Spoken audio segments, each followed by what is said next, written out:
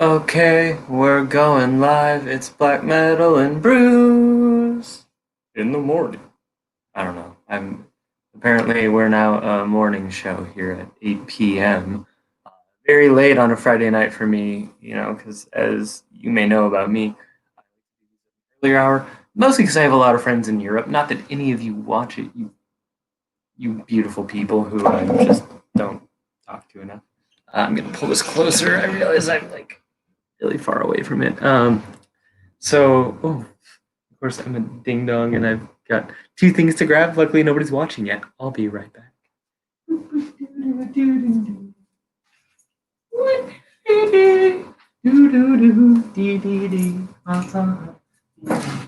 Okay, there we go. I got the package I'm going to open tonight and the keys I need to open it. Look at that. That's huge, right? Um, so it's been a minute. Things have changed. Things are also the same. I have gone through a deep depression this summer. I'm fine admitting that. That's just the fucking truth. Some of it is because I'm a depressed person. Chemically, like, if you did a scan of my brain, you'd find that things don't fire the same way they should in other people's brains, and that's fine. But some of it's also life. It's hard during a pandemic. If you're going through a time, reach out to your friends, reach out to me, even if we're not friends yet. I don't always have the time, I can't save your life, but like, it's real, it's dark. The world is a beautiful place and it's also a terrifying place, and we got to show up for each other. So that's my thing, just basically saying Ben was too depressed to do this for a month, and you know, that's just what it is. I didn't have it in me to try and interview somebody uh, and expect that I would do a good job. That's just the truth.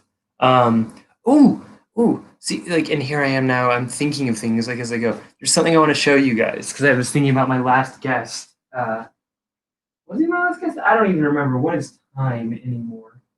Uh, what is time? I think that my last guest was my friend James Brown from Harasser, uh, and I got these lovely face masks from him. Saying, "Hey, how's it going?" So don't panic. So if you start to hyperventilate, people will see that you're panicking. So not a good idea. Don't panic. Also, one with his record label's design on it, so that everybody can look at your face and be like, "What the fuck is that?" Do I have it on? No, I have it on upside down because I'm a goof. But people will especially look at you like, "What the fuck is that?" If you wear it upside down. But it's a Rising Beast Records. You can see the beast rising. Ah. I should do the whole video like this so it's actually like we're hanging out in real life. Like, hey man, it's good to see you, but it's a pandemic, so we're gonna just do it like this, okay? But nah, but fuck that. That's the one beauty of there being a computer screen between us is I can touch my face and I don't have to wear a mask. But if you want to wear a mask, Rising Beast Records, uh, is it records or recordings? I always forget because once you get in your head that it's something it's not, you're doomed to fucking confuse it forever. Anyway, get it from James at Rising Beast, and get some of his band's merch too. He does Vorpal Sword and Moon Knight, all these other cool ass bands. Harasser's got some reissues coming out, so check it out. He's got those. I was really stoked. I've been wearing that because I only had one mask for a while, which I don't go out a lot, so it didn't matter. I could wear one mask and have time to clean it before the next time I had to go in the world. But now I actually have variations and options, and I can again have people look at me and think, "What the fuck is on that guy's face?" I'm gonna open this beer in a second. I got a Lagunitas, something easy, because it's easy to go with. Got a few tapes to play too. I think tonight we're going to keep it kind of on the dark wave goth side tonight, simply because that's easier to talk over. And also, I got a couple cool new ones in the mail. This one, if you watch all my videos, you saw I pulled this out of a mailbag recently from my friend Nicole. Sent me her used copy of this Body of Light cassette. So we're gonna listen to Body of Light's Wayside City while I drink a beer and open some mail and talk to you guys. What's new in your worlds? Like, how's the pandemic like where you are? What? Yeah, I sure did get a haircut. Thank you for noticing. I haven't had a mullet since 1990. And I was obviously probably 4.5 feet shorter. Go grab a beer. I'll still be here. But I thought when you're going through a dark time, changing your appearance, like, it's kind of a psychosomatic sort of thing. But also I figured it might help me to re-envision myself, because it's like it's been such a fucked up year, man. I lost my grandma, who, like, she wasn't like my only relative that I talked to, but she was a real guiding light in my life. I'm really lucky I'm 33 years old, and I still had all four of my grandparents until 2 months or 3 months ago. But like losing her, it was just like, wow, this is somebody who could often look at me and kind of tell me the things about myself that I might have known but wasn't acknowledging or whatever. So doing this kind of felt like if I alter my appearance, maybe I won't perceive myself the way I've perceived myself, and I can be open to new paths and new ways of doing things. And also, like, I'm not going back to work for a while because it's a pandemic. It doesn't matter what I look like. My office job, they can't see me. So yeah. No, thank you for the condolences, but also it's a fact of life. I feel very lucky. I have friends who are younger than me that don't even have their parents at this age, and I know for some people that's a blessing because families are complex. But like, it can go any direction. I was very lucky to have decades of a complex, loving relationship with an older relative. That's really cool. Uh, I still have her husband, my grandfather, and I was named after him. He's about as good of a person as it gets. He's a beautiful man, and I should probably call him soon, but I'm doing this instead. And he's asleep by now. He goes to bed at like 7:30 because he's 95. And it's a pandemic, so he can't do like what old people usually would do and just have fun until you can't have fun. He's just like chilling in Florida, getting everything delivered to him, which is kind of what I'm doing, but in Brooklyn. So we're drinking a Lagunitas, a little something easy. It's kind of like their little something ale, but it's not. It's been so long since I've had the something that I couldn't tell you what the difference is, but I know there's a difference. If any of you are drinking something good, tell me. I will, I don't know what I'll do. Where did I get this tall boy? The bodega up the block. I live in a place right where Ridgewood, Queens, and Bushwick in Brooklyn meet. So there is a lovely bodega in my neighborhood that has just tall boys. This, I think it was like $4. So reasonably priced for something this good and this strong. I had one the other night when I did like a Zoom chat with some friends of mine who live on the West Coast, and I was like, oh, this is a good one. Well, if you live here, oh my gosh, I know the name of the deli. Strawberry Son of Shaky, huh? You were telling me about that earlier, John. I'm gonna look up the name of the specific bodega that has this street. Star and Cypress. Oh yeah, you're blocks from me. The bodega in question is at Wyckoff and Himrod, so like across the street from Variety. It's called like something best or something finest. Anyway, yeah, if you're in the neighborhood, like you'll it's the bodega right at Himrod and Wyckoff, and they have tall boys this. So you could go grab one right now. You're that close, man. That's wild. Yeah. So that's my night. Yeah. I know the name of the deli too, and I forget. Like, it's cool. They have a huge, like, it's also just not just close to me, but they have good sandwiches and stuff too. Like, they're a good spot. So now I'm gonna open some mail. Just judging by the size of the package, I know what it is.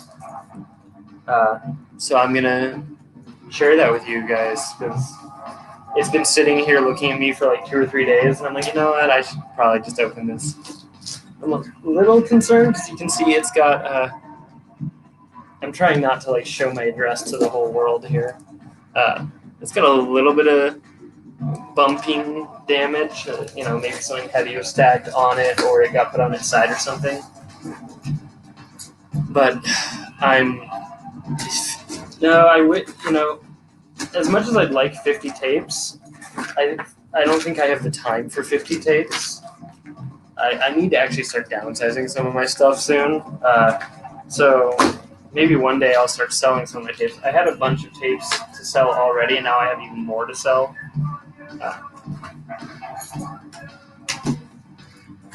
Yeah. So again, if you're just tuning in, this is Body Light's Wayside City tape. So what this is a special package from a band who I have loved dearly for most of my life. And it's part of why I'm wearing the shirt I'm wearing, because it's a band that... The shirt I'm wearing, Coil, is a band that this band turned me on to. This band being Ulver. I don't know how to say it. Ulver. I've gotten it right before, I know, because I've had to speak with Christopher Rigg from the band a few times. And I know that like once I hear him say it, I can do it. But then I forget because I'm American and I don't speak any languages of the Nordic tradition. I speak Spanish. That doesn't really help me pronounce the Norwegian band's name. So I got the everything. Like this book, like it even smells like bookstore. Ulve. Yeah, that's right, Ulve. And you kind of like eat the R, like it just kind of gets lost in the back of your throat. This book, it says Wolves Evolved, the Ulve story. Edited by Tor Engels and Espedal with Ulve. It looks like it's going to be a beautiful read. Look at that.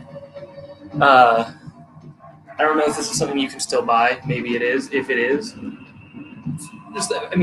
this is not a short book. I knew it was going to be serious, but like, this is. Yeah, no, I'm aware they're Norwegian. Look at this. Some beautiful photography. Lots of photographs, lots of text.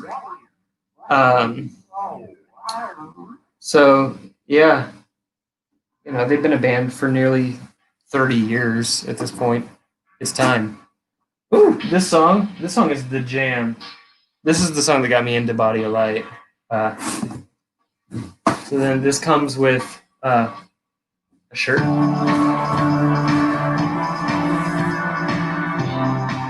Great art will be destroyed. Flowers of evil.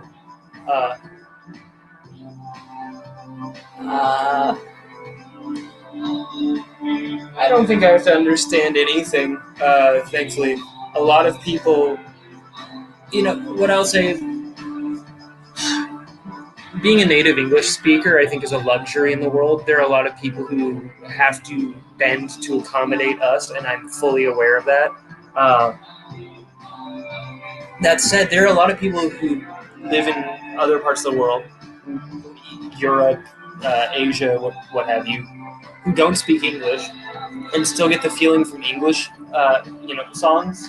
So I'm going to venture a guess that, just as complete strangers can enjoy music that's in English, while I may get a different understanding in being able to understand the lyrics, especially with extreme metal, how often do you really throw an extreme metal album on of any sort and understand what the singer is saying on your first pass? It doesn't happen for me, at least. I think one of my favorite bands of the last decade was Autoerotik. And Autoerotik is Finnish. I have a friend who speaks Finnish who's tried to help me with some of it, and Finnish is the most, for me, challenging language to understand because of all of it phonetically doesn't work in a way that I'm used to.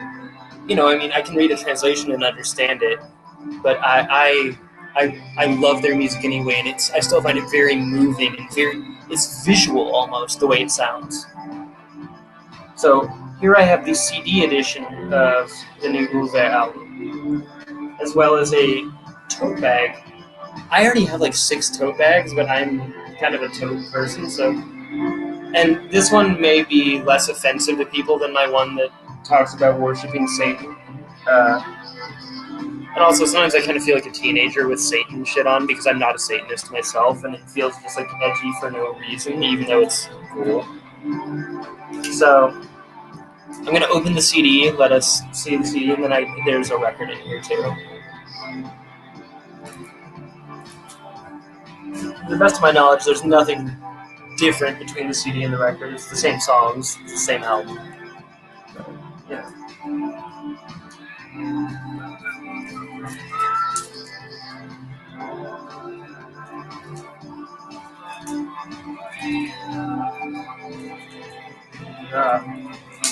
I am very bad at opening CD records. Do I like every Uwe album? That's a good question, and it varies. I appreciate every Uwe album.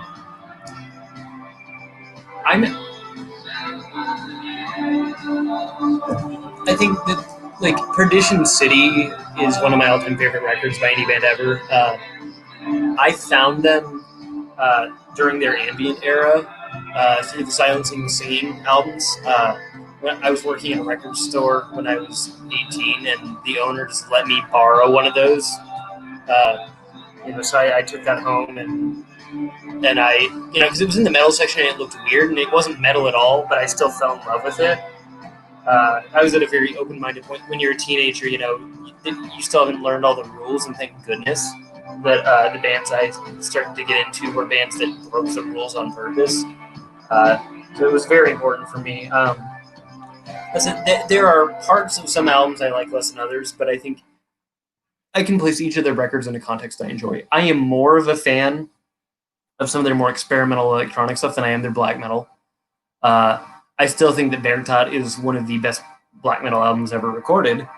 And that's, I guess, in unpopular opinion, I prefer that one to Nathan's Madrigal. I know that many people are the other way around. Bergtat, I think, it's prettier, and I like pretty shit sometimes. I also like the shrillness and intensity of Nathan's Madrigal, but that's definitely, of their heavy stuff, that's my go-to. Okay, so this Flowers of Evil CD comes with quite a booklet too. It's got the lyrics and photos and literally a picture of Mad Max. I was gonna say this looks like some Mad Max shit, and it's literally a picture of Mad Max in there. So that's cool. Lots of. I wonder if these are all clips from films. I'm not a film buff. I mean, I like a good movie, but I don't know enough to sit and be like, oh yes, this is from this, and it was directed by so and so. Oh, the cinematography. Like I like seeing a nice movie. But I know like the album cover here is from the Joan of Arc film in the 1920s, so it wouldn't surprise me if there's if there's a lot of film things. Okay, so I'm glad somebody agrees with me. And yeah, obviously I'm not against Nathan's Madrigal. That there's still a ferocious magic to that album. It feels so unrestrained. But I also think there's something to be said for a band that really, when black metal was still in its infancy, the second wave at least, was kind of threw out a couple groundbreaking things that really tested the limits of it, and then said, okay, we did that. So then here's the LP. I appreciate that they didn't dwell on it and that they instead moved towards other sounds that intrigued them. There are bands that do that all the time, and I don't have to like them. Just I'm grateful and happy that with Uwe, I did like what they've done. But there are plenty of bands that go experimental routes or change, and they don't owe me as a fan anything. but so much the better when I do find myself enjoying it. This is going to be really tough to open. I don't know why. These are well-sealed records, so bear with me. Thank you. And you can tell this is the first time I've played this tape because it's, again, new to me, previously owned by a friend. It sounds like that, yeah, was the end of the A side. So I'm going to fast forward it to the end, flip it over to the B side. You know, I think that if you haven't listened to the ambient stuff, and if you like ambient music, it's very interesting, especially the dark ambient stuff.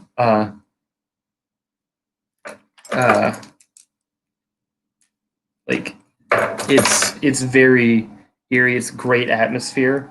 If that's not the kind of music you like, obviously, I'm not sure if any band, no matter how great, is going to change your impression of that sort of music. For me, you know, again, I was 18 years old, getting into that stuff, and I had just discovered in probably a year prior to finding Ulver, I had just discovered the bands Portishead and Boards of Canada and Aphex Twin, who were all very formative for me, very, you know, in getting into electronic music and experimental music. And so when I found Perdition City, it just kind of felt like an extension of that, but through a stranger, darker sensibility. And I've been asked what I'm drinking. I am drinking Lagunitas Something Easy. I've got a tall boy of it. I've got a mug with a picture of my best friend who passed away last year, because that way I'm always drinking with him. What are you drinking, craft beer pours?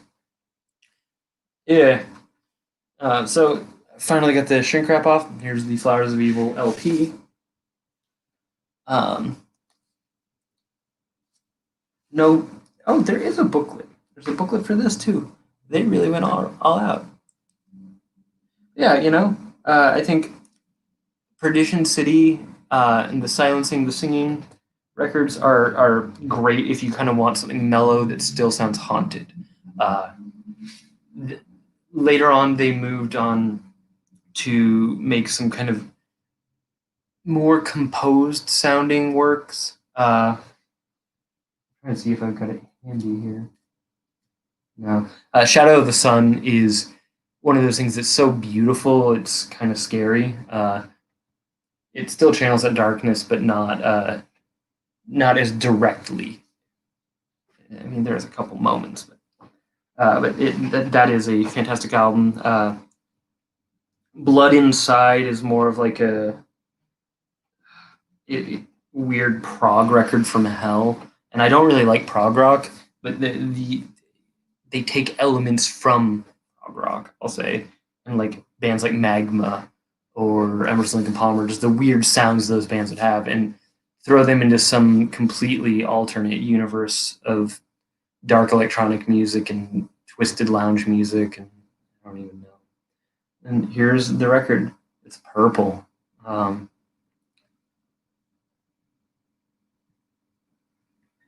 Looks lovely. The band did not send this directly to me. I'm not quite on that level, and also I cannot imagine them having to fulfill mail order.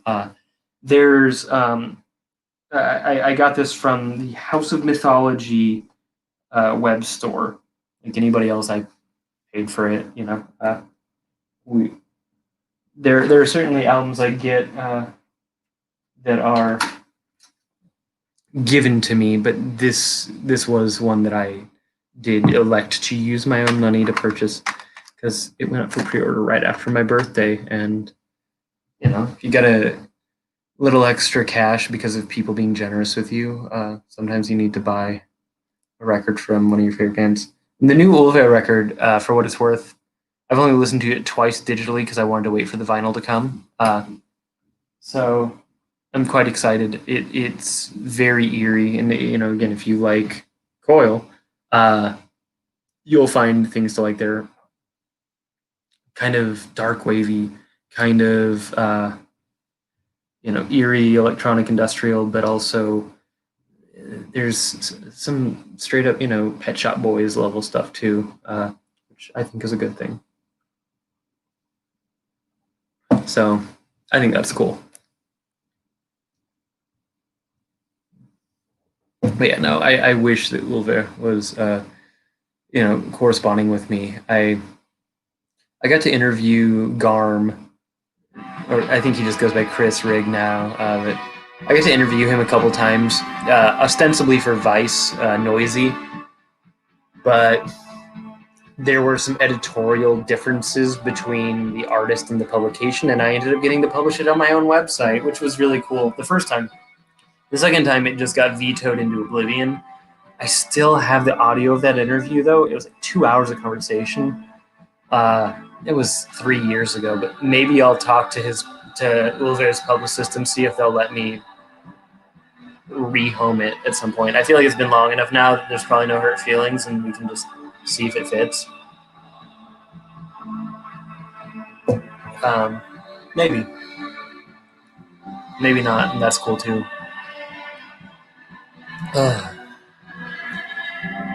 Yeah, no. And thank you, Crappy Reporters, for saying it was a nice tribute. I thought so too. It was a gift to me. I did not plan on having a Stein with my friend's name. I'm not that clever, with his face rather. But it was given to me as a gift, and it was one of the coolest fucking gifts I've ever received. When you have thoughtful people in your life, you end up with cool shit. I'm not as clever or creative as a lot of the people, but I try to be nice to them, and then they end up doing things like this. It's neato.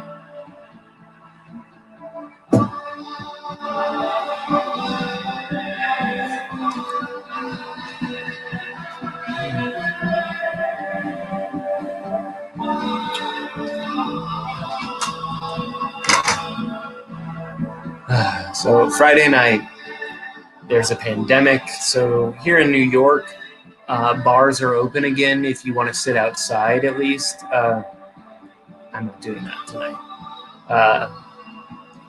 What's it like where you are? I feel like I've got a pretty diverse array of viewers here in terms of location. Maybe I don't. Maybe you're all in the same area, but I have no idea. I know at least a couple of viewers spread around different parts of North America here. What's the general temperature check there?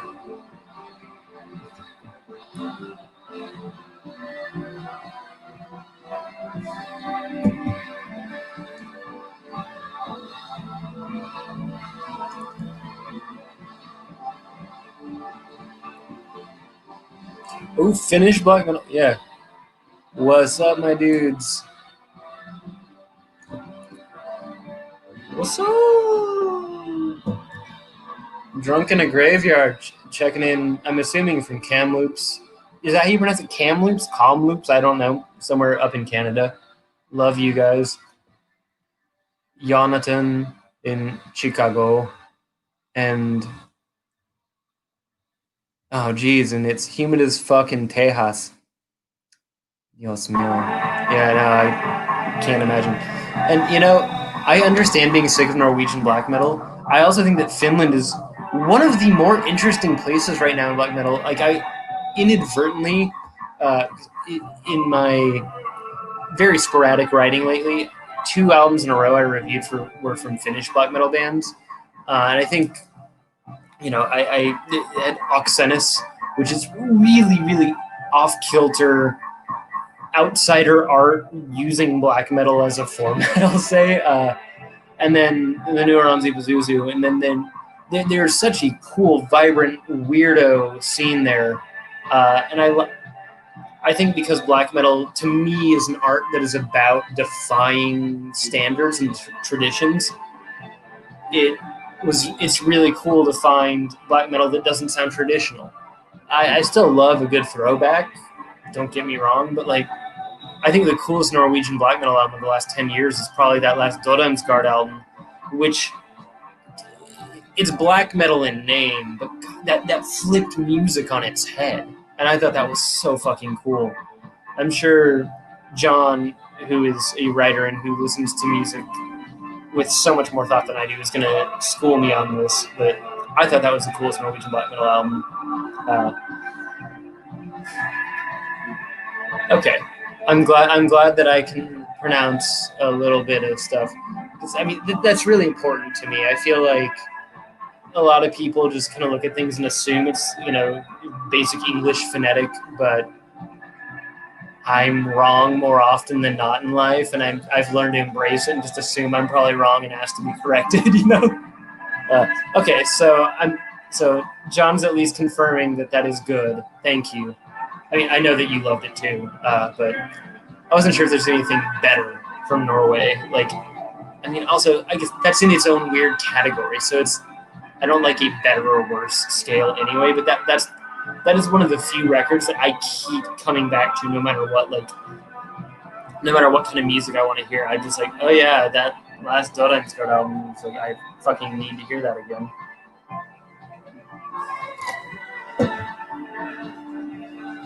I'm still so bummed that lineup has already changed since that record.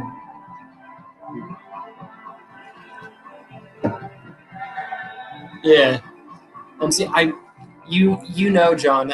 So John is saying that Solefeld might also be on the level.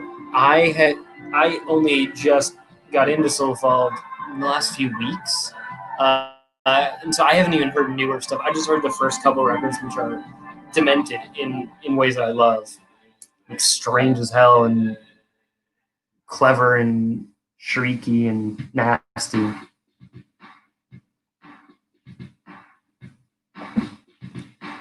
Which, to me, that's pretty cool. I like my black metal to make me uncomfortable. I think I figured that out.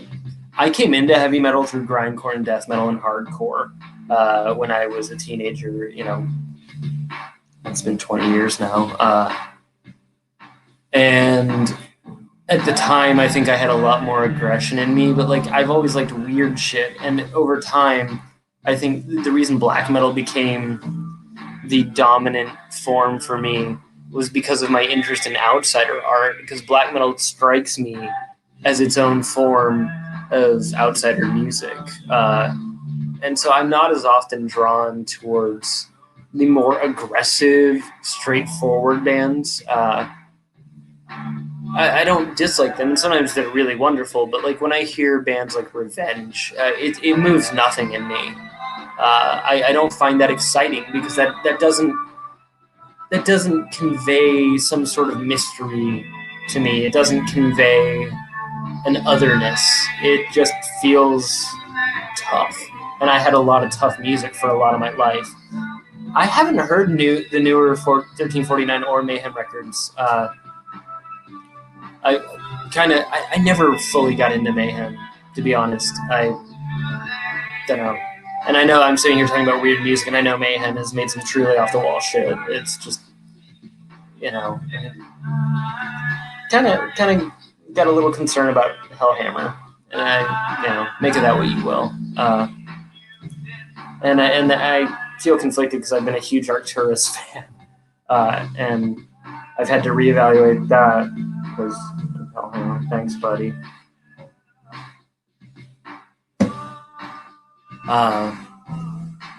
But yeah, no, that's kind of been my thing. There's a lot of people who are not saints in bands I love. And why do I think so? Hellhammer is the drummer of Mayhem. He's the drummer of Arcturus. And let's say he's an incredible drummer, but he's a racist.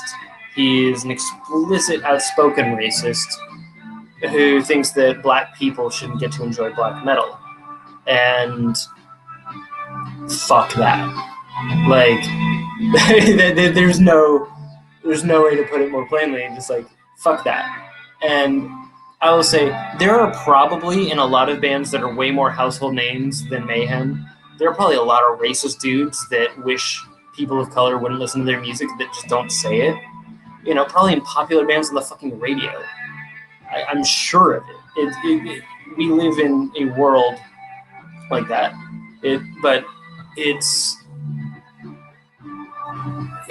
when somebody makes it plainly known, it's hard for me to think, oh yeah, I want to listen to the Racist Man's albums. Yeah, and it was something I didn't know about for a long time either, because Mayhem wasn't a band I paid as much attention to. But there's a direct quote from it. You can it's at the point where it's on the guy's personal Wikipedia page. If you look him up, it like talks about how he said it was like in a fucking interview. He said black metal is for white people, and you know I'm pretty that's to me that when you say that specific phrase, that's kind of hard for your buddies to be like, no, I know he's not like that. Like that's a pretty specific phrase to me. Like that's a line in the sand. That said, I also know that he's not using the music to promote hatred. I'm not going to go out and hate on you or think that they're a Nazi band. Like there are some bands that are actually explicit Nazis using their music to spread a hateful message. But like I'm Jewish, and I know a lot of the people that don't like black people in heavy metal also don't like Jewish people. And you know, even if it didn't apply to me, like it applies to people I love. It's just kind of a weird line. You know, and again, your personal standard may be different from mine. That's fucking cool. For me, also because again, I never really got into it enough, so I'm not at a point now. Whereas, you know, in my 30s, I don't feel the need to dive deep into the catalog of a band that I find myself at odds with in some way. Oh yeah, I hate the shit out of Goat Moon. That guy, Sieg Heiling, at shows, using, you know, describing, using the N word and calling people plagues and stuff. I can't abide that, and I don't need that. There is so much incredible black metal made by people. You don't have to be a left-wing band. You don't have to be using your music to spread peace and love. To be fair, there's a lot of left-wing bands out there that are kind of shit, and I'm not going to listen to them just because their politics align with mine. But I'm also not going to give my money, give my time, give my energy to people who give their time, their money, and their energy to hate. That to me, you know, if you're Goat Moon, if you're Absurd, if you're Der Stürmer, bands that are blatantly NSBM, for me, there's no point. I just don't see the appeal. I've yet to hear any of those bands where I heard the music and thought this is so good that I'm going to make an exception anyway. Like it hasn't come across to me. And you know, again, you know, and to be fair, when I was younger, I had a different set of standards. I also was less aware of what these bands stood for, what their messages were. You know, because I've been listening to black metal for a very long time. You know, I wasn't as well aware. And you know, if you know, if you don't find it's impacting you and it doesn't change your enjoyment, I'm not going to tell you that you can't enjoy it. I'm just going to say that for me, I can't. And that's, you know, I mean, I don't know. I also think that there's definitely a difference between bands that toe the line and say dangerous things and bands that would literally put me in a fucking gas chamber if they could. You know, like that to me is just like, you know, even if they wrote the most badass song in the world, if I was thinking, oh man, this guy wants me dead just because of the person that created me, like that would kind of be a downer, you know, like. And so I think consequently, one can then take that a step farther and say, this person's using their music to convey they want somebody else dead. That kind of fucking sucks. It's also not even an interesting thing to me to explore. I think that there's a lot of ugliness and hatred in humanity as a whole. And I do think that the concept of hate, the concept of the cruelty that humans enact upon each other can absolutely be explored in an artistic form in a fascinating way without condoning or celebrating it. And I think that's where the line is for me. If you want to explore the absolute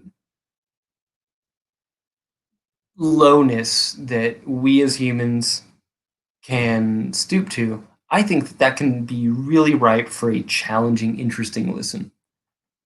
If you're saying the same shit Hitler said 80, 90 years ago, that's not a new thing to expose me to. That's boring. It's dated, and that guy fucking lost. And anytime that sort of ideology is striving to rise again, it will be stamped out, as it should be. The next tape we're going to listen to tonight is, speaking of my love of outsider music, Tollund Men's Autoerotik, with a K.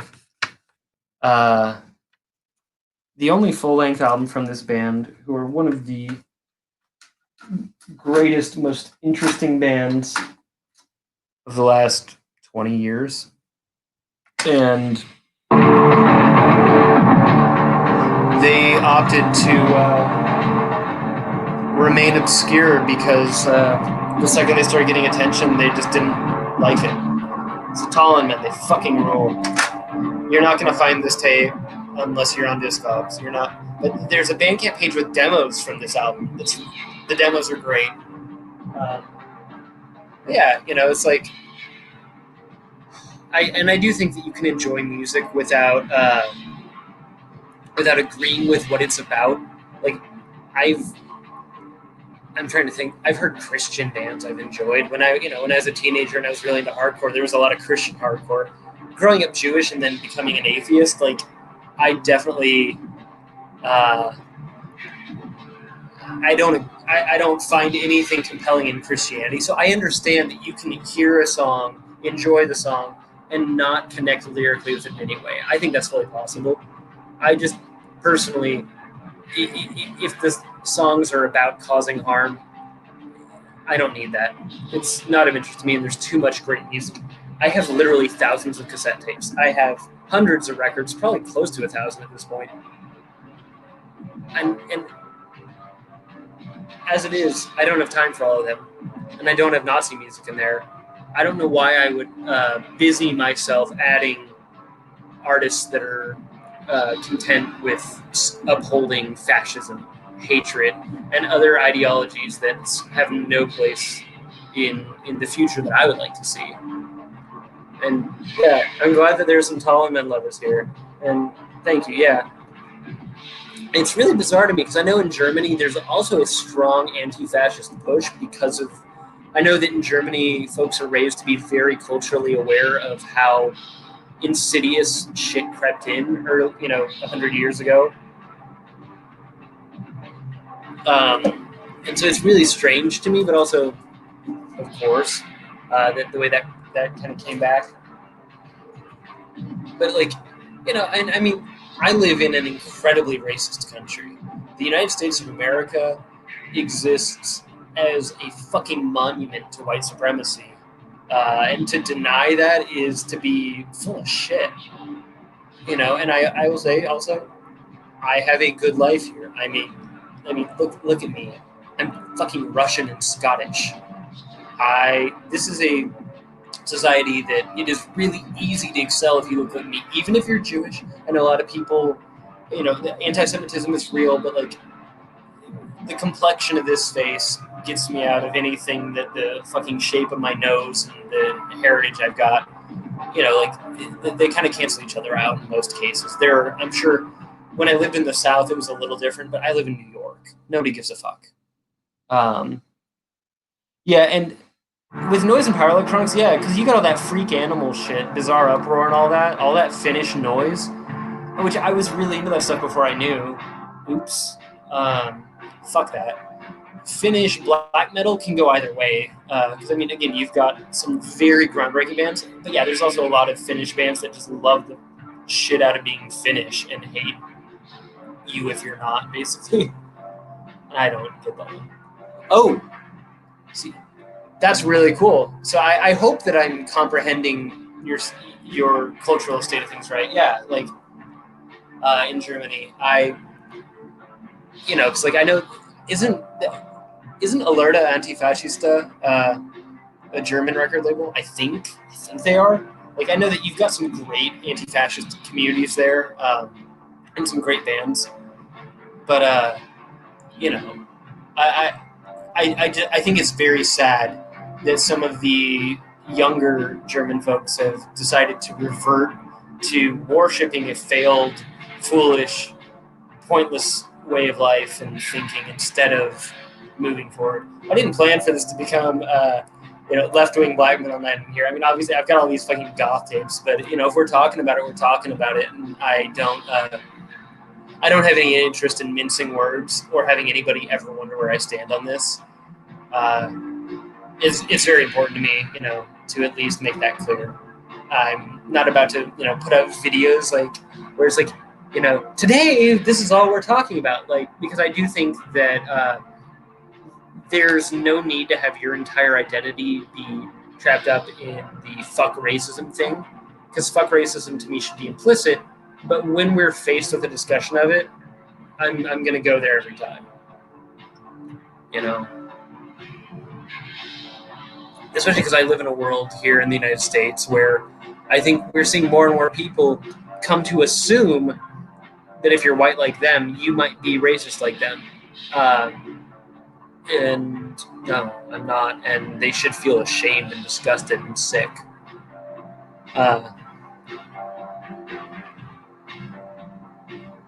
So let's see. You've got a great Antifa scene here. I had to cancel the McLaw gig for good reasons. Vrite, yeah. Vrite is wonderful. Those guys used to be in that band Vindir, which I'm probably mispronouncing that. I don't know if the W is a W, like a W or a the. Yeah, Vrite is great. It's wonderful. But yeah, and that's the thing, like, there's some cool-ass bands that are anti-fascist, just like there's some boring bands that are anti-fascist. I'm not going to name them, because I'm not here to talk shit on bands who are out trying to spread a message that they feel will make the world a better place. But it whips ass when a band makes good songs that are also about that shit.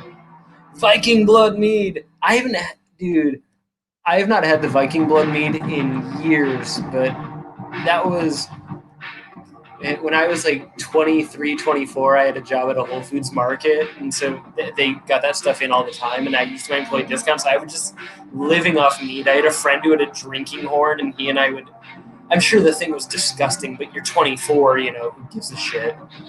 Just like get together with him and drink the whole fucking Viking blood out of his horn. Now I'm not in my 20s and I'm nursing a single beer out of a fucking stein, Times change. Let's kill this beer. I've had maybe a third of it max. There we go. It's a good Friday night. Yeah, no, Vindir was one of my first black metal bands. I think I was probably 18 when I got into them. It's 3 a.m. So, wow, you're up late. For me, it's almost 9 here. So to be fair, I'm not a huge mead drinker. I enjoyed it at that time in my life. I probably haven't had mead of any sort in years. And I don't remember if that was even one of the better ones, but the marketing of it, the thought of I'm going to get together with one of my friends who likes heavy metal and we're going to drink this Viking mead. It was cool, Sometimes we fully play into what that is, and I don't give a shit. Dude, your aunt knew the Vindir guys? That's really neat. I wonder how they are. And welcome. I'm in Brooklyn, New York. I've only been to Ohio as a stopover on an airplane, but and that's not to imply that Ohio isn't worth visiting. Just I don't go anywhere on my own. It's more of a family trip sort of thing, because my ass doesn't have that kind of money to just travel the world. One day I will. One day this is going to make me rich. Just bullshitting and drinking and playing tapes. Probably not. Went to school with Vindir. I mean, that's it. Everybody goes to school with somebody, Sometimes those people you grow up with turn out to be something artistically exciting. That's really cool.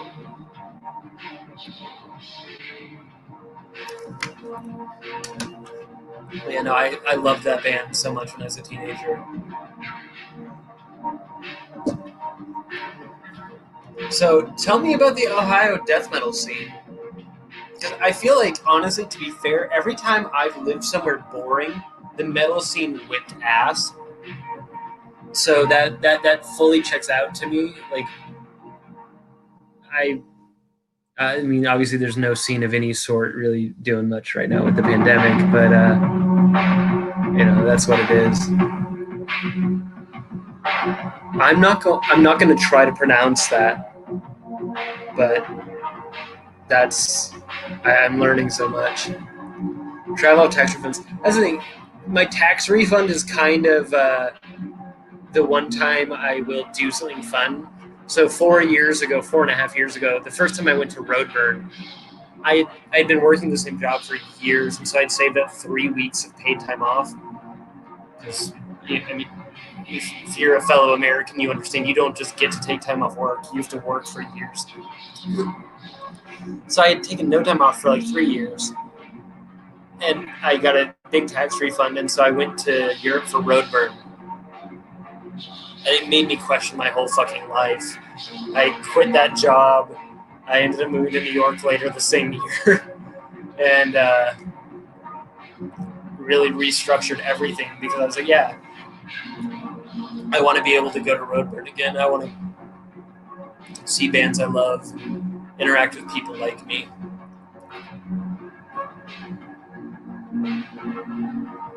Yeah, like that $1,200 tax refund I got that one year. Maybe it was $1,500. I don't know. It's not like a shitload of money by most people's standards, but to me, that was enough. So it was like, cool, I can get a plane ticket. The festival got me in this press because I write about music. And so, like, all I had to do was get myself there. I found somebody, a very wonderful man who lived in the town where Roadburn's held, who let me stay on. I slept in the floor of his computer room, like where his office was. And so, like, I'm crashing on this guy's floor in a country I've never been to, but like, I used my tax refund to fly me out there. And that was honestly one of the coolest times of my life. Oh, shit, yeah. Nun's laughter. That's some classic stuff. And yeah, Roadburn is in the Netherlands, Tilburg, Netherlands. I'm loosely affiliated with them. There's been a couple of years where I show up to Roadburn and they let me, I don't know why, they let me run their Twitter account while I'm there, which mostly ends up with me being at the back of the room, like taking a shitty picture of a band on stage, like, hey, this looks good, I liked it. And like, when I go to Roadburn, I'm usually not there for the headliners. I mean, there are some headlining acts I enjoy. I don't dislike almost anything that plays Roadburn, to be fair. But, like, I'm usually going there to see, like, Lugubrum or something fucking weird and off the wall that's, like, in the smallest rooms they've got.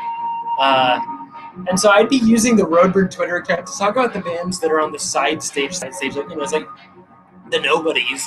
And Roadburn is all about that. So that's cool shit. Like, I cannot speak highly enough of the people running that festival. They, knowing exactly what I was going to do, said, yeah, take it and run with it. If you want to talk about the band that's playing the 150 capacity room instead of the 3,000 capacity room, talk about that band because that band is here for a reason. Oh, dude, what festival did you play and what's your band? Because I'm friends with a lot of the Icelandic guys as well as, I mean, I'm assuming that you probably met Walter or Becky from Roadburn if you met them at a festival in Iceland. And if you played a festival in Iceland, it was probably run by my friends in the Vonnegander community. So those are people I love that I miss.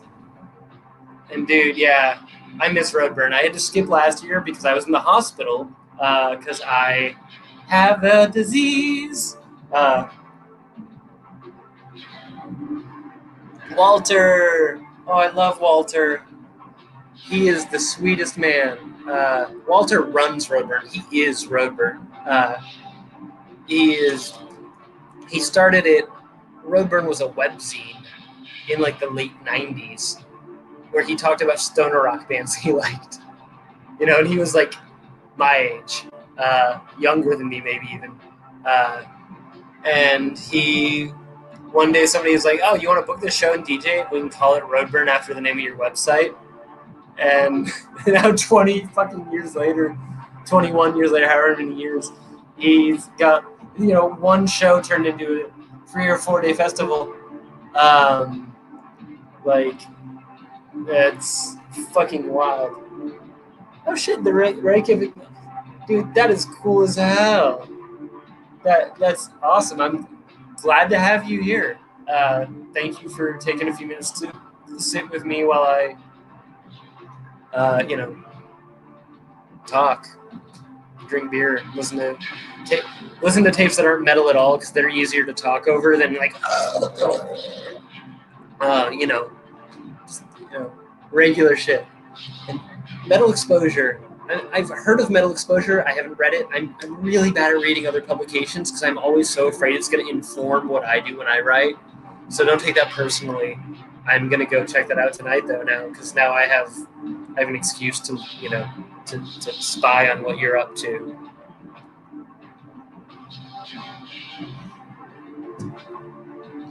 But no, that's cool as hell.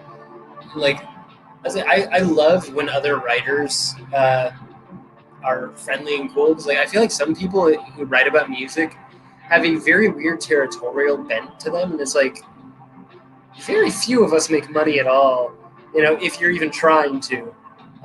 So for me, it's always like, yeah, I'm glad that you give enough of a shit to do the same thing I'm doing.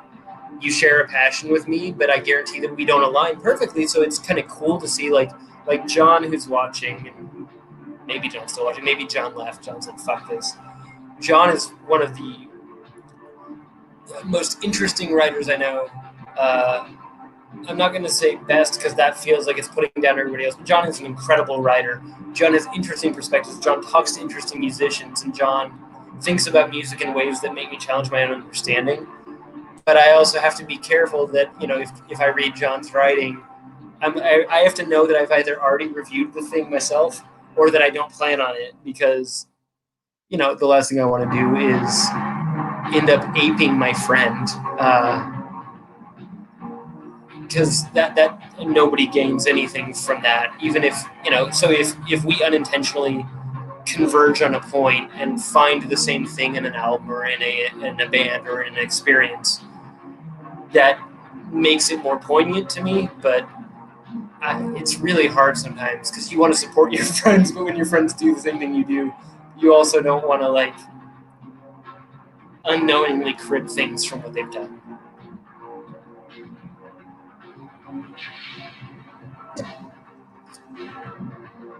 Yeah, it's really cool. I feel like, between people who write and people who make music, I've found a really rich community out here on the wilds of the internet. Like, it's crazy. Like, I started my website fucking 8 years ago, when I was just as lost as I am now. No job, no money, no idea what I was doing, but I wanted to talk about my tape collection because I'm an asshole and I didn't want to do anything important with my life. And now I've made friends who get me because of that. Excuse me. That's really fucking cool.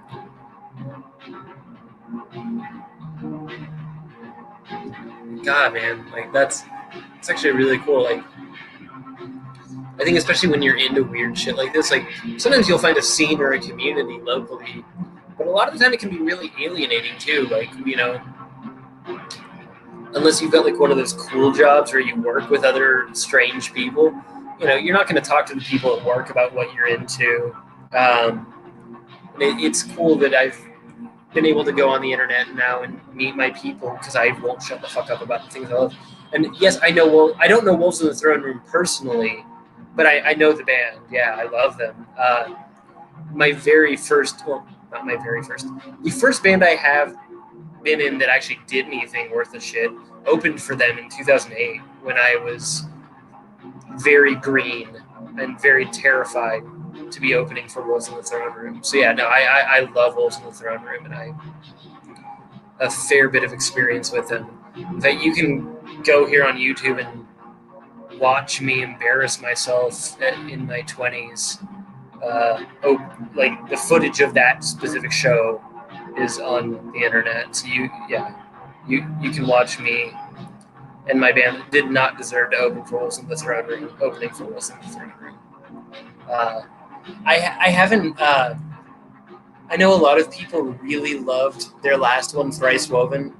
Was that their last one? Have they done something since then? If they have, I'm sorry. I'm an asshole. I didn't listen to it as much. I didn't dislike it. I was really into their earlier stuff. And when that came out, I was at a point where I was starting to hit kind of a personal overload with new heavy metal albums hitting my inbox. And so I didn't give it the time it deserved. I saw them play some of the stuff from that album at one of the road burns. I think 2017. But I don't know their last album as well as I should. But everything up until that point, I know and love. I think that they are a band that is simultaneously underappreciated and sometimes put on a pedestal at the same time. You know, I don't think they're the be-all, end-all of black metal, but I think they're a really fucking good band that often get unjustly maligned as some sort of hipster thing, and I don't think they're hipster at all. I think they're a very interesting group of people who've been at it for a very long time. You saw them in Paris on a boat? That's fucking cool. I've never seen a band on a boat. Well, I mean, I've seen boring, just a like the sort of band you'd see at a wedding on a boat. But I've never seen a cool band on a boat.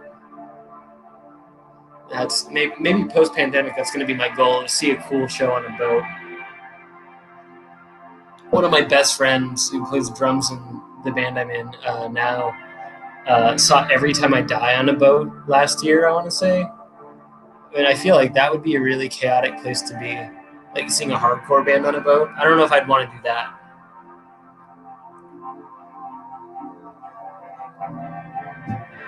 Thrice Welcome to your intro. That's really cool. Like, and that's the thing. Like, I'm certainly not judging. That album. I haven't heard it enough. My intro to them was. I always forget the order, which it came out in like 2006. I don't fucking know. But yeah, man. So apparently, I need to go to France at some point. And yeah, France has a lot of incredible black metal bands. Whether we're talking the 90s or now, they've got a long-standing tradition of putting out some of the darkest, coolest shit.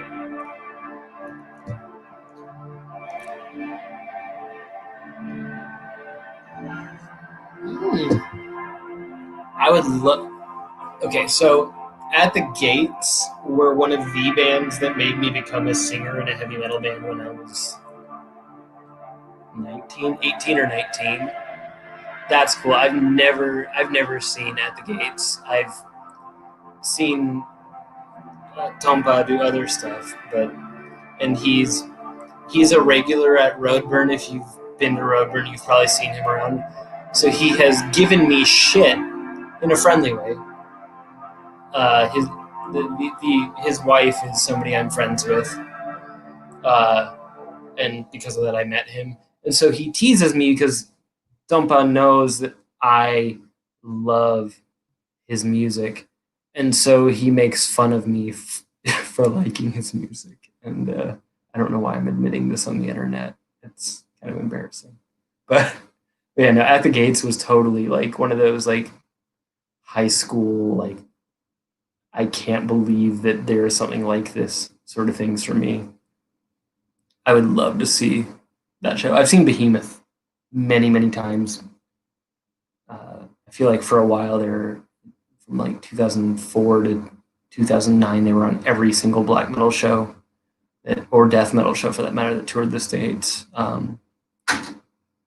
But I haven't seen them probably in a decade. I feel like it was probably 2008 the last time I saw Behemoth, um, which is weird to think about. So I like Aum. I do quite a bit. I think they're wonderful. I think the Icelandic black metal scene as a whole is fascinating and full of really interesting artists, like with a unique sense of melody and how everything should be assembled, constructed, as it were. So yeah, I think Ireland's great. I think my favorite Icelandic band at the moment is probably Nathra, but I mean, there's a lot of great shit out there. I'm not about to throw one under the bus to uplift the other. I think there's a lot of good bands out there.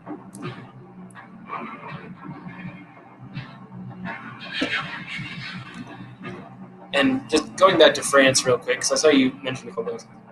My favorite band from France, one of my favorite bands in general, is Nuit Noire, or like Nuit Noire, if you're speaking English in the American tradition. Like Black Knight, I think it translates to. Super weird, kind of punky black metal with strange ass vocals. If you haven't heard them, it may totally not be your thing because it's really fucking weird music, but they're incredible all the same. Oh, that's really cool. It's nice that they shared with you. I mean, I guess since they were local, they probably were cool with sharing a drum kit. I feel like local bands, that's just kind of your burden. You know that when you're local, you may share your kit with an out-of-town band because when you tour, they may share with you. Who knows? So, boy, I'm glad that enough other people were as bored on a Friday night as I knew I would be. It's good to have you guys here. It's also like, thank you. Like, next time I do this, I'll probably actually play black metal, but it's harder to use that as background music, as I've said 3 or 4 times now.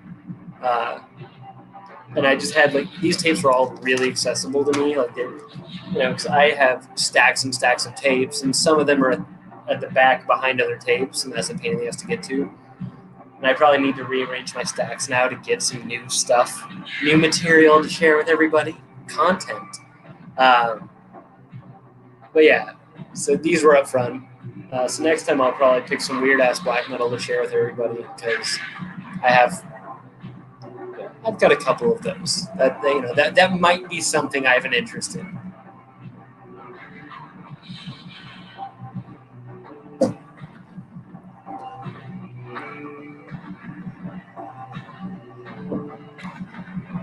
Oh man, Decrepit Birth. I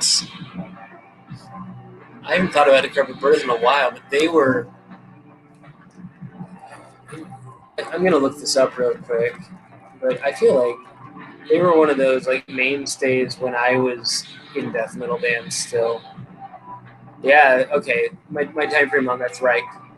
I grew up in the Bay Area of California, and they were from just south of us, and they were like, Decrepit Birth were a bigger name when I was in a death metal band. I mean, they're an even bigger name now, but in 2008, 2009, when I was really in metal bands, as a baby child, those guys were one of the bands that. Aiden, I'm glad to hear that. Yeah, you do. Oh, I love this song. This song sounds like it's drunk. Listen to that synthesizer. It sounds gross.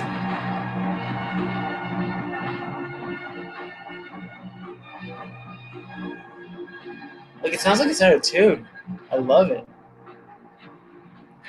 So, are you doing a cross stitch for your friend's birthday, or is there a chance they'll see this and we can't say? Like, either way, that's cool as hell. Like, it's sweet that while the world seems like it's fucking ending, like, people are still making cool shit for their friends. I'm a bad friend who doesn't know how to make things for people. So when people have a birthday, I give them things that I bought with money, and I mean, you can buy people interesting things, but I always think it's cooler and more unique to make somebody something and give them a kind of a piece of yourself. But it's not just that; it's a piece of your understanding of them as who they are. And so it's kind of like a symbol of the relationship you have with that person. I think that's really fucking cool.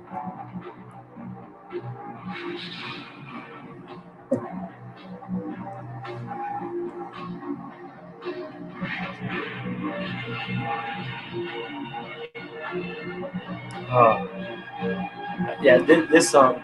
I always forget the names of these because I just put this album on. I think this is from Chaos, it's called. I think. Who fucking knows at this point? Yeah.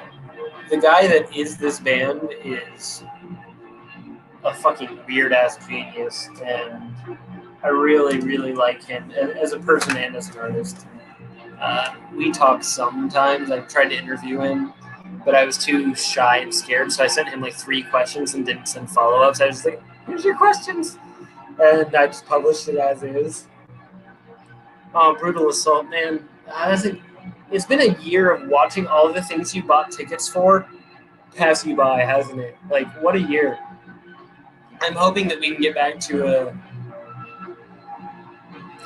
concert going next year. But I mean, I know Europe is resuming some of that shit like in December, October, even in some places. But I think here in the States, we've got a much longer, stranger road ahead of us. Not just due. I mean, I'll be plain about it. I know that we have leadership incompetence. I think that the powers that be in our government are fucking irresponsible, mismanaging things. But there's also plenty of culpability on the American public for our complete unwillingness to consider others, because we're clearly not considering ourselves. And that's really disappointing because, I'm somebody who kind of exists in an in-between. I'm healthy, but I have a compromised immune system. I've learned from my doctor that I am in no way a higher risk than anybody else. But, my health sucks anyway, so I'm not taking a risk of having something on top of all the other shit I've got. I already have to go to the hospital twice a month just to have them, give me an IV to make me healthy. And that's an appointment I have. It's not like, oh, I have to go to the hospital. It's like I'm going there. It's a routine thing. It's normal to me. It's like how some people take a multivitamin. I have to go get them to pump shit into my veins. But it's crazy to me how cavalier people are with this. And I understand, if you sit with your friend in the park and you're a few feet away from each other and it's your friend who you know well and you know that they're not just dancing through the world like nothing's happening, that's fine and that's good and that helps you stay sane. I got coffee with my friend Irene yesterday, and that was really, really nice to just sit and talk to another human being that doesn't live in my apartment. But at the same time, I also know that it's because Irene is an idiot who is endangering herself or others. I don't know. It's just weird now. And yeah, I know Europe is starting to hit some problems, and I don't know exactly what's going on in Germany. One of my friends in the Netherlands is a school teacher, and he's very nervous because they are making him go back to the classroom with his students soon, even though he said that there was a school in Germany that he had noticed had opened and some students had gotten sick and shut down. And so they'd hoped, he and his colleagues had hoped, saying, hey, Germany isn't that far away. Are we going to just not open because look what happened in Germany? And the school said, no, we are going to open, and then if we get sick, we'll close. I don't know about the validity of that, but I believe that because he's a very smart person. So given that I have somebody in Germany here, do you know anything about that? because obviously I worry about you guys. You know, I don't want a single human being to suffer if they don't need to. I don't know about the rest of you, but that's what I think. And geez, you're a school teacher in Ohio right now. How how are things being handled out there? I feel like the Midwest is a more stubborn place with some of this because you guys didn't get hit early on the way we did. Like here in obviously when the pandemic first landed, I know Seattle got hit real hard, and New York was like a cemetery for a while. So I feel like because of that, we are very, in this city at least, I don't know about the rest of the state, we're very conscious of it here. What's it like in the Midwest? Is Ohio even the Midwest, or am I fucking that up too?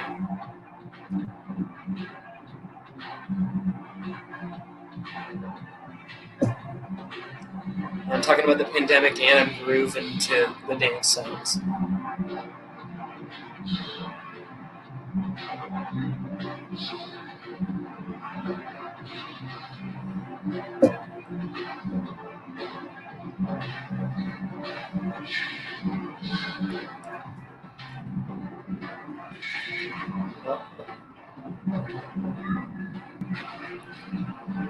My computer got weird for a second, sorry. I'm closing Windows because I felt like my connection got weird. I'm closing Windows in my browser. Yeah, should be a little better now.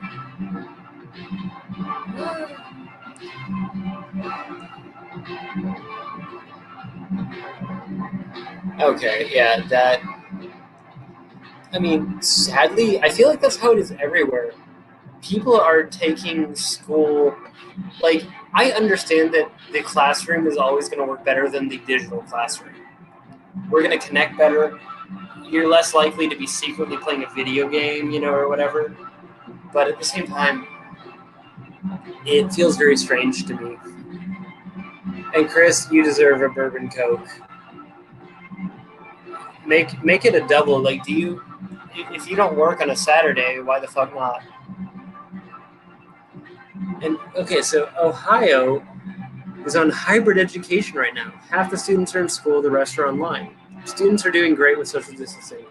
Hey, take your time, take your call, buddy. So that's good.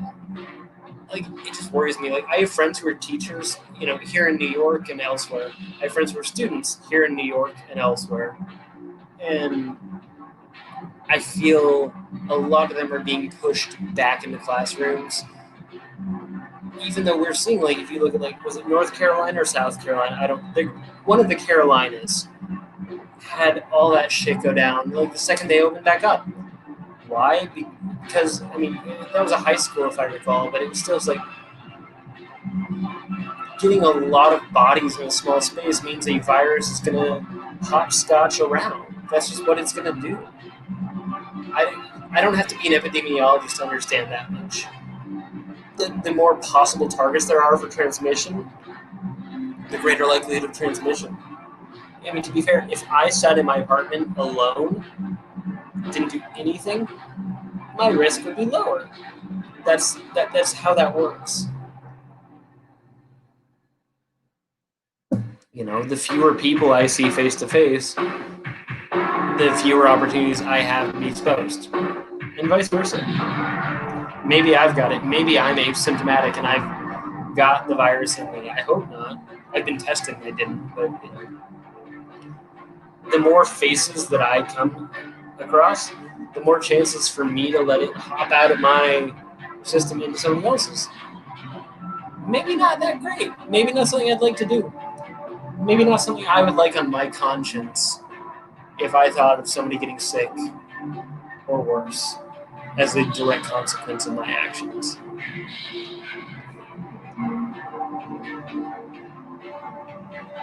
Yeah, and see, that's the thing. I think a lot of places that were getting it right for a while are now like, oh, well, it's time for school. Back to school. Come on. School can't wait. And it's like, you know what? I feel like it fucking can. I don't want to see a student's parents die because we're pretending that it doesn't affect young people, even though children have died of it. So for me, it's like, yeah, I don't think I'm not into human sacrifice. I know that's really metal or whatever, but like, no, let's not do that, huh? Some other time, maybe. But like, I feel like our politicians are already doing all they can to usher in the end of the world. Maybe we don't need a virus to, you know, expedite that process. Maybe we can just let the not slow at all, crumble of everything occur without everybody dying too. Like let's at least get to the point where we're all like, covered in dirt and soot and like rationing water before we start dying off, right? I think we've got at least another 8 months before we hit Mad Max. But with the virus, maybe we don't get to live that long, Anyway, I'm being negative, and this is meant to be a positive place away from that shit. But like, I worry. There's reason to worry about good people in bad positions.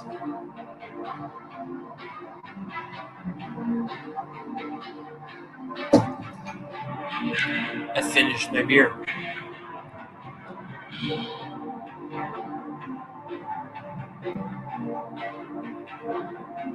I finished my water. But I've got you guys here, and we're having a nice time. Well, I'm not going to portray this as something it's not. I'm having a nice time. You've been sitting with me, and I hope you're having a nice time. Feels good. Feels good to me. It's like a balm in dark times. And God, it is balmy in here. I don't know if you can see the shine on my face. I don't have anything keeping my apartment nice and cold. And so I've got this bright light on me that's making it hotter in this room, and I'm feeling sweaty. But that's how we work off the beer that we just drank. Sweat it out. It works. Probably not. I am neither a personal trainer nor a nutritionist nor a dietitian or anything else. I'm an idiot that talks about heavy metal on the internet in the hopes that I might entertain somebody. Sometimes I talk about other things like pandemics and Nazis and synth pop. But I don't know. It's weird. Like, I don't feel like anything has to stop. But like, I like to fidget with these. I'm not even drinking the drink. I'm drinking so that I have something to, play with, so that I don't just instinctively like pull these cassette cases apart or something. And no, I mean, as far as I know, I do not have ADD or ADHD. But I'm very nervous all the fucking time, especially when I'm on the spot like this. But I put myself on the spot. I kind of like it, like I thrive under pressure, so maybe that's it. I don't have another beer to get. I know that may sound hard to believe, but I truly don't. I have because in case you're not saying this, I've been told to get another beer, but like, I have a couple of beers that are way too high alcohol or way too large to get right now. Because I'm trying not to do that to myself. I might get some more water, though. I have rum in the other room, but this is not a rum website, and I don't know shit about rum. The rum was a gift. In fact, you know what? I'm going to show you the rum, though, after I go pee. I have to go pee so bad. And fuck it, we're just gonna own it. It's been an hour and a half of me doing this. You need a break from me. Listen to my friend Neil and his beautiful music. I'll be back in like a minute because I pee fast.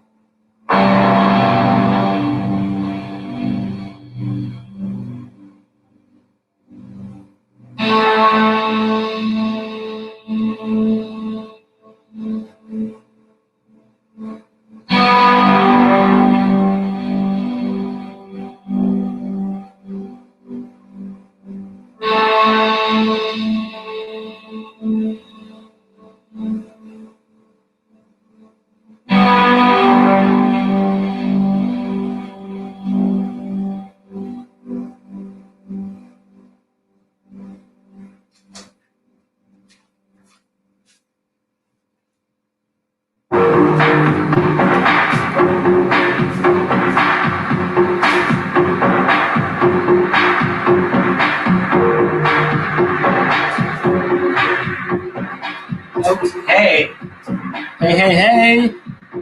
I'm back, and we're gonna show you some rum. What are my thoughts on '80s heavy metal? You know, it really depends. '80s is a decade, not a style. So there's some shit I really love and some shit I really don't. If we're talking about things that fall under the Sunset Strip hair metal category, I'm less inclined to enjoy that personally. If we're talking about bands that draw from the Venom tradition, yeah, I'm into that. The Celtic Frost, the Bathory traditions, the earlier waves of black metal, the thrash and death metal, I'm quite into that. Whether it's Creator or Bathory or Sodom, or there's a lot of great shit that I enjoy from the '80s in terms of heavy metal. But I'm not. I am never going to enjoy Poison.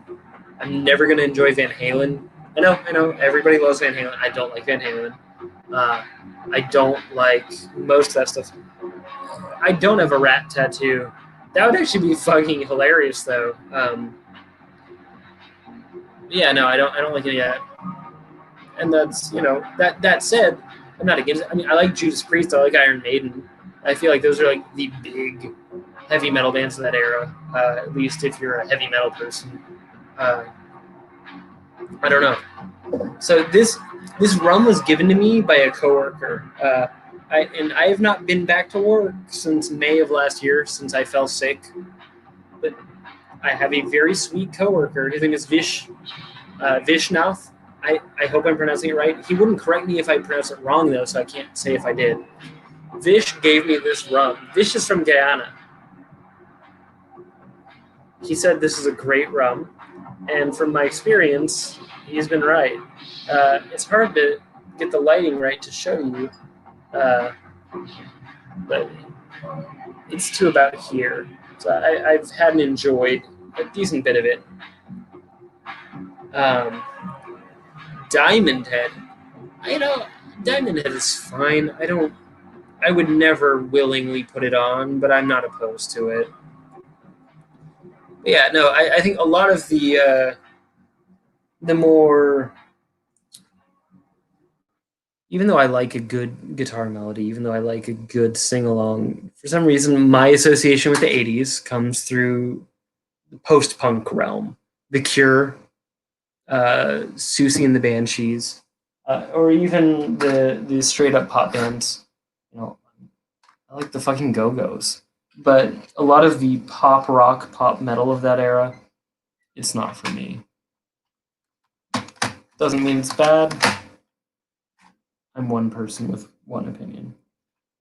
We're gonna listen to our last tape of the night, and then I'm probably gonna let you all go so that I can. I don't know. I'm probably gonna eat popcorn for dinner.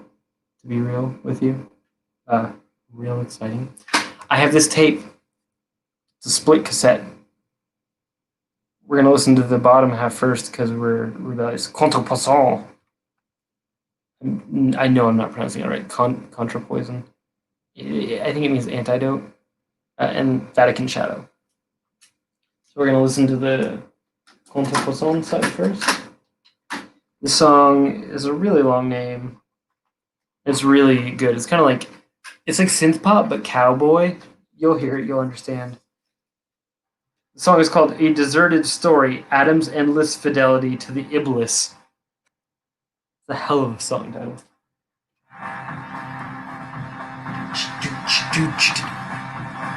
Like, that is such a cowboy-ass beat. Like, it's got that train track sort of thing.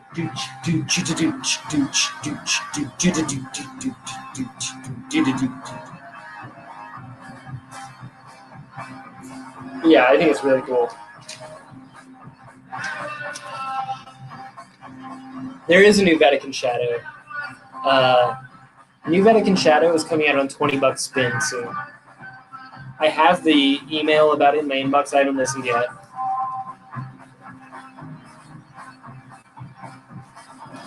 But knowing the artists, you know what you're in for. Like, you either enjoy it or you don't.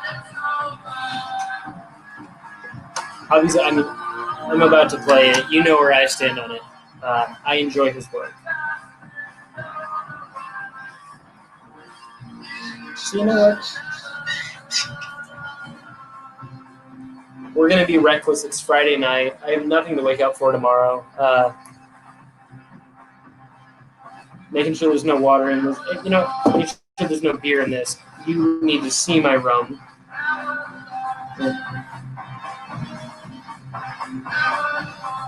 We're very unprofessional here, you can tell. There we go. It's just a splash, but this way you can see the color. It's nice. It's not too dark, but it's, you know, nice, rich golden brown. Good butterscotch smell. You know, when you go to Grandma's house, you get your Werther's Original. Oh man, my favorite thing to do with this is to pour, you know, the equivalent of a shot, which this is obviously not even a shot, this is a swig. You pour a little bit of it into some coconut water. It's like, oh, it's so good. It's very buttery, very sweet, very smooth.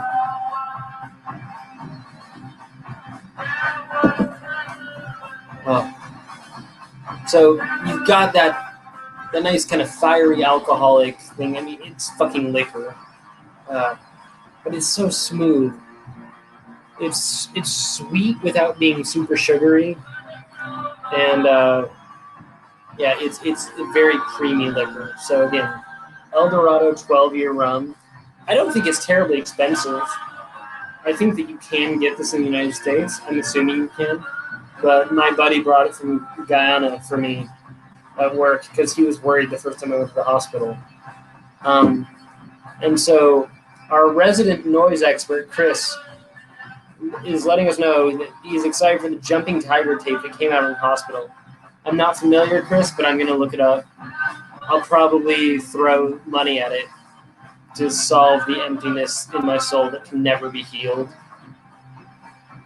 You know, I hope it doesn't suck, because if it sucks, you're going to refund me for the tape I'm buying.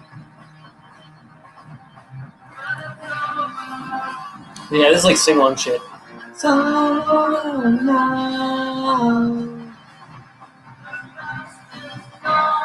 I love that this is the guy that's like Amish Sangvantes. Like, this dude makes like the harshest noise, like the most like fucked up power electronic shit.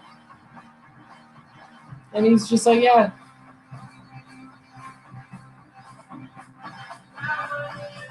I mean, you can hear the oomph in the kind of kick sound. You know, this isn't like super like, this is not Depeche Mode, but it's very catchy. It's very sing-along.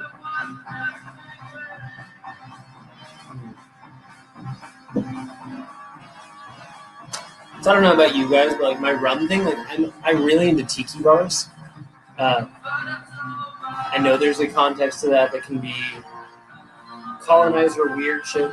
I lived in Hawaii when I was a kid, and I'm not even equipped to have the full conversation so much as it's like it reminds me of that kind of psychedelic, unreal experience I had of Hawaii when I was like 5 years old. And everything seems so beautiful and perfect. And so when you go to a tiki bar, most of the drinks are made with rum. So the fact that a sweet old man gave me a nice rum is like giving me a little insight into how a lot of those tiki cocktails are assembled. They're also, for some reason, and maybe a certain viewer here can illuminate it for me, there's like a weird connection between noise dudes and tiki culture that I don't understand. Like Gray, who runs the Chondritic Sound label out of LA, also is a tiki connoisseur who makes his own drinks and has his own like pop-up tiki bar. I don't know what it is, but for some reason there's like a lot of overlap between weird outsider art culture and tiki bar culture. I don't know. So we're gonna listen to this Vatican Shadow tape or the song on the other side of the tape. And then I'm probably going to let you all go so that I can eat a bowl of popcorn for dinner and play bass. Not that I'm good at bass, because otherwise this would be one of those YouTube channels where I'm like, okay, here's my gear tutorial. You know, let me show you what the chorus pedal sounds like. I'm not that. That's not me.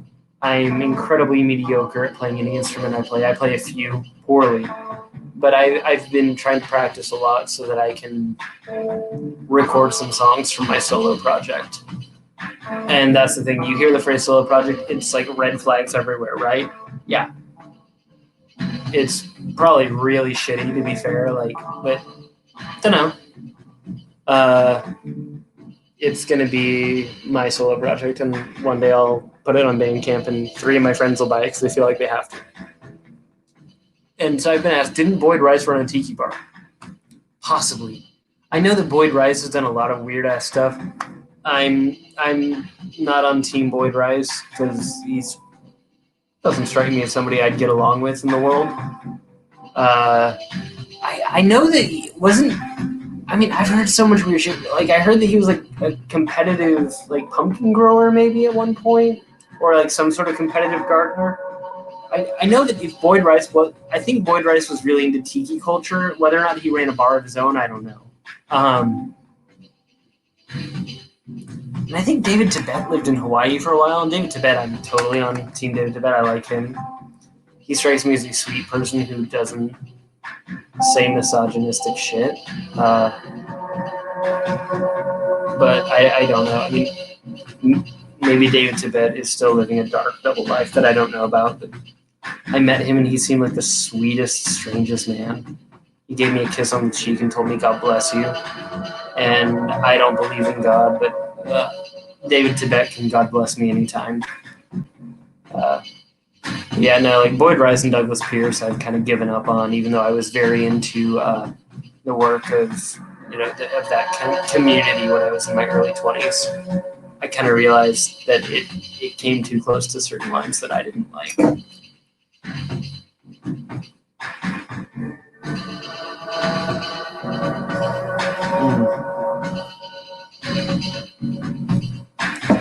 There's still rum in the bottle. I'm not going to pour more because otherwise what you're going to end up with is this. Right now we're at an hour 38 of me doing this. Suddenly, if I get drunk, we'll be 4 hours deep, and I'll be like clawing at my record clutch and be like, no, you guys, you have to understand, this tape is so fucking cool. And then I'll be like, eating toast to sober up and throwing up toast or something. I don't know. I probably won't throw up toast, but I think there's that phrase, leave them wanting more, which is usually something I think about in terms of concerts. If your band plays more than 20-minute set, you better be the headliner, because I want your set to end when I think, oh man, I hope they got one more. I want it to end then, so that I'm like, oh shit, I gotta see them again. If your set as the opener goes on for 40 minutes, I'll say, yeah, I got my dose. Got a taste for it. Jaden, you're very sweet and supportive, but I'm fucking sick of seeing my face, because when I do this, I can see the whole thing. Like, I see my face on the computer screen, and God, I look in the mirror long enough every day to make sure that my teeth are brushed and that I've shaved if it's a day where I'm shaving. That's about it. I don't think that I'm the worst sight that your eyes could behold, but I'm not into gazing at my own face for hours on end, or holding court like this. That said, it's really fun to do this. We're gonna do it again soon. I've got a couple people that I'm talking to about tentatively guesting for interviews in the next couple weeks. We'll see. One of them plays music not unlike this, and he's got a new record coming out soon. So hopefully he and I can coordinate a time, because he's a sweetheart, and at least one person watching this knows him. So we'll see. That hiss tells me that the tape just ended. Everything else about this tells me that I should clean this up before I drink enough to where I can't clean it up. No, I'm quite fine. But thank you for being here. It's been a lovely experience. It's been a lovely night. Maybe we'll do this again before, sooner than later, I'll say. I don't know when. If you don't follow me on social media, I don't even know how you got here, but there's social media links below, including my Patreon. I spend money to use this streaming service that broadcasts this so that if you broadcast through YouTube, like the words on my shirt would be reversed because it mirrors it. This thing I pay for makes it not that way, and also it lets me interview people. If you want to throw me $1 a month or more, you can go to my Patreon. There's nothing on there on Patreon though that isn't available to the public. So if you want to go there just to see playlists I make, that's cool too. I don't need your money. I'll take it if you want it. And Roman, I don't know how to pronounce it. I'm not going to pretend that I do. Thank you so much for being here. We'll do this again real soon. I used to do this a couple times a week. And as I said at the very beginning of the video, I went through a really deep depression at the end of July into August. And it was just really hard for me to do this. And I didn't want to show up and be pretending to be something I'm not. So thanks for showing up. I'll be doing this again soon. If you guys want to do the like and subscribe thing, that's cool. It doesn't change my life in any way. I don't make money from this. I fund this with my disability checks because of my disease. So do what you wish. If you want to see this again, though, there are ways you can do that. I'm glad you were here. I had fun with all of you, and like we had some oddly illuminating conversations. I didn't expect that I was going to talk about politics or, fascism and all of that shit. So that was actually really cool that we got to have that and nobody was a dick or whatever. I guess that's a gendered term, but I think that I don't view that as one, but shit's weird. Get some rest. It's almost 4 a.m. for some of you in Europe. It's almost 10 o'clock here. So if you're in the United States, get going to the more exciting parts of your Friday night because it's Friday night. And if you're anybody but me, you've probably got some fun ahead of you, right? Love you all. Have a lovely Friday. We'll see you soon. Cheers.